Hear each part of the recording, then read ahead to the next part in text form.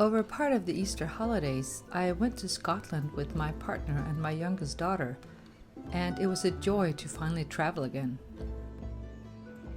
Not to mention to see Scotland again. Right before boarding, we were told we needed to wear masks, which we didn't know. All restrictions have long since been lifted in Denmark, but thankfully another passenger gave us 3 masks, seconds before we walked out on the tarmac.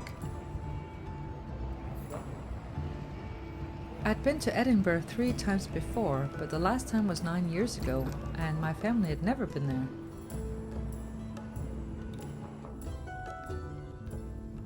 What strikes the visitor when you first land in the city centre is the predominance of the castle, which by the way looks a lot like a fortress. It's surely one of the most formidable castle locations in any city in the world, and even though I'd seen it several times before, I was struck by it anew. I'm struck by it every time. The Princes Street Gardens are located right below it and offer a stunning view, and a break from the busy Princes Street on the other side. Princes Street is Edinburgh's version of London's Oxford Street, I find, full of double-decker buses and lots of shops and people. In Edinburgh there's also a tram, plus the train station is there as well, so it's a very busy place, which makes the near tranquility of the park that much more appreciated. Edinburgh is one of the most beautiful capitals of Europe in my opinion. It's surprisingly small and easy to visit. You can walk almost anywhere because the city has a population of only about 500,000, which also makes it one of the smaller capitals of Europe. In addition, the Scottish are a friendly people who also happen to have a delightful accent. There were many times when we smiled to each other when someone addressed us in that telltale accent, or when someone passed us in the street saying something particularly Scottish sounding and of course completely out of context to us, like, "You're only 22," or "We'll have to hurry now." Sorry if I mangle the accent. It's impossible to say it like a Scot, but surely it's up there among the best accents ever. Apropos accent and pronunciation, Edinburgh is not actually pronounced Edinburgh, but Edinburgh. But I feel like I sound a bit pretentious if I do that, so I go for something in between. We're walking on the Royal Mile here, which is the most well-known street in the city. It runs between Edinburgh Castle and Holyrood Palace, which has been the British monarch's official residence in Scotland since the 16th century. It's also where Mary Queen of Scots lived when she returned to Scotland from France in 1561. We couldn't go into the castle grounds because you have to order tickets online, and they were all sold out that day. The tourists have really returned to Edinburgh, as you can see. They were from all over the world, but I especially noticed or heard tourists from France, Italy, the United States, and Japan or China. This school is supposedly where J.K. Rowling got her inspiration for Hogwarts. More on her later. This famous street in the shape of a crescent is called Victoria Street. Last time I bought Christmas ornaments with a tartan pattern on them. This time we bought a t-shirt for my nephew.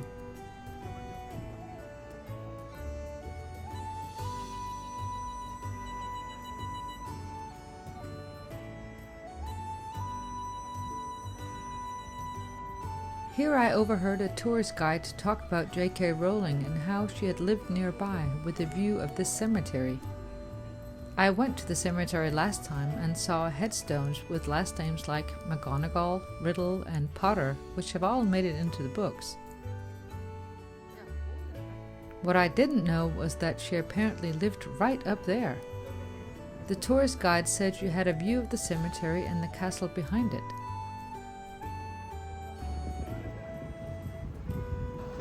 And behind these red doors was the cafe in which she wrote much of her first 3 books. last time I went in there, but it was closed down now because of a fire. We visited St. Giles Cathedral on the Royal Mile, listened to a little more bagpipe music, and then I went in search of one or two specific locations used in one of my favorite series, Outlander. If you haven't seen the series, this will mean nothing to you. It meant nothing to my family. But this is where Claire meets Fergus when she returns to Edinburgh after having been away for 20 years.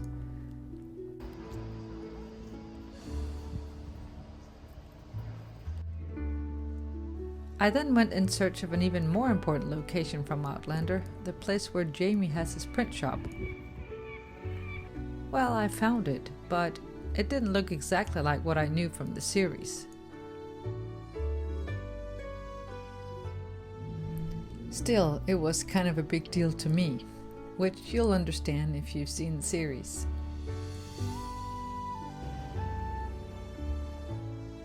We continued down the Royal Mile, or Canongate, to the Scottish Parliament and Holyrood Palace.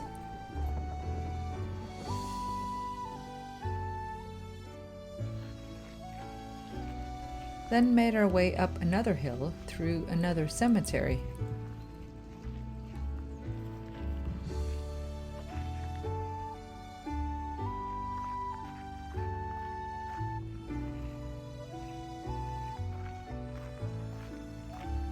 Scottish cemeteries are just so much more interesting, not to say Gothic, than Danish cemeteries, and we visited several of them. The view of the city from Calton Hill was spectacular, with the cliff or mountain called Arthur's Seat in the background.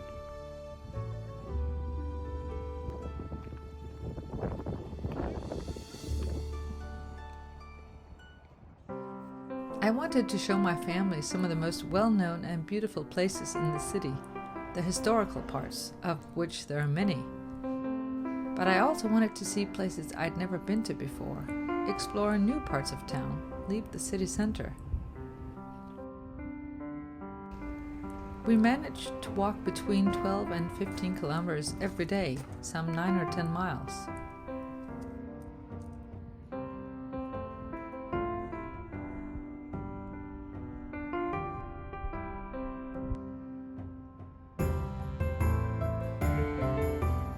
Later that day, we headed north into Newtown, as it's called, which is only new in comparison to Old Town, with the castle and the Royal Mile. The houses in Newtown were built from 1767 to around 1850, so the area is Georgian and Victorian, and is full of broad avenues, cobblestone streets and tranquil squares, antique shops and chic cocktail bars. This is where I would want to live if I lived in Edinburgh. I've been trying to find the location for Alexander McCall Smith's 44 Scotland Street series, but I can't find the number. I'm in the correct street, Scotland Street. Maybe my daughter is on the track. We found number 43, so I'm thinking number 44 may not exist. But anyway, this is the part of town where those books take place. They're hugely enjoyable, by the way, and give you a good fictional taste of Edinburgh. The next day we headed north again, but this time heading for a slightly less posh area, namely Leith, near the mouth of the Firth of Forth, where the movie Trainspotting was filmed. The concierge at our hotel suggested that we took the slightly longer way past St. Bernard's Well, instead of following the larger roads, which proved an excellent suggestion. To me, the perfect way to explore any city is precisely to meander up and down various streets, and not just always to walk in search of a particular destination. That way you get to see so many other interesting things along the way than the ones you had planned.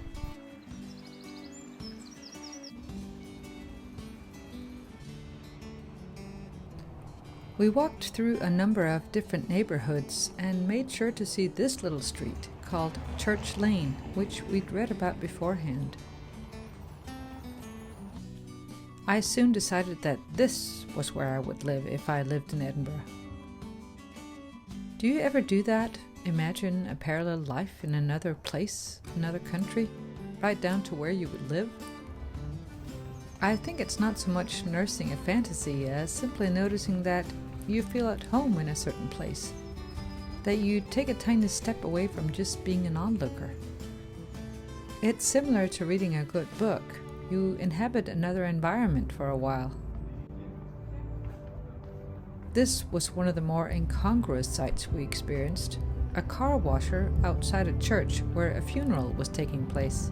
We found out it was a funeral because the hearse that was parked outside had passed us earlier with a wicker coffin inside it, something we'd never seen before.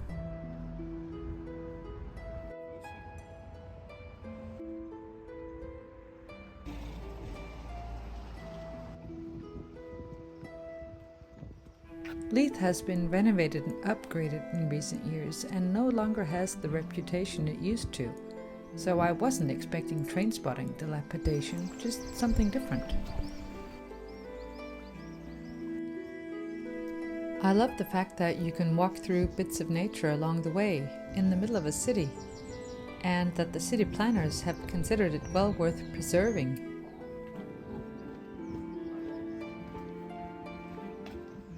They were about 3.5 kilometers from our hotel to Leith, so by this time, having walked a lot the previous days, we were beginning to feel it in our legs. Another unexpected sight: a woman feeding seagulls from her balcony.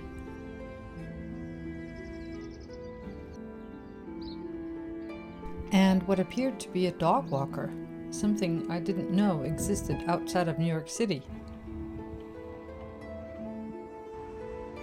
We walked around in Leith, umbrellas up by this time. We saw the Royal Britannia yacht, and after walking around in the rain for a while, we finally decided to take a bus back. But I've always found that rain suits Scotland somehow.